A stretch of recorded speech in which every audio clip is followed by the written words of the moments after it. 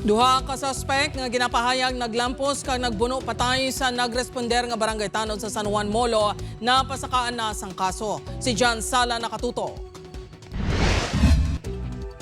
Apisar nga masakit amat-amat na lang ang ginbaton sang Iloy nga si Marilyn ang natabo sa iya bata nga si Michael. Dili sa covered gym sa barangay San Juan, Molo ikahaya ang pisabuas ang iya bata.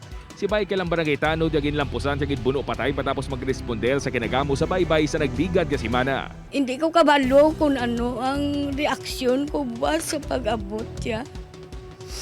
Pero ginapabakod ko lang ang akon nga balot siya bilang Iloy. Nagapabilin nga at large ang mga sospek sa di alias Jet kag alias Carlo. Napasaka na sa Police Station 4 ang reklamo nga murder sang Sabado.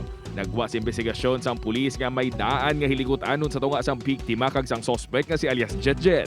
Napailan na naton siyang kaso, higit pa sa third day. Kinadudahan ni Jet si Michael nga among nanugid atong higit niya nga pagkadakop siya waran. Without knowing nga hindi man ganit ni si Michael ang nanugid sa kapulisan na ara siya. Nagwa sa autopsy report nga nalabot ang baga ni Michael sa inyang ginbuno sa likod. May patal man ini nga pila sa ulo tugas ang pagpanglampos.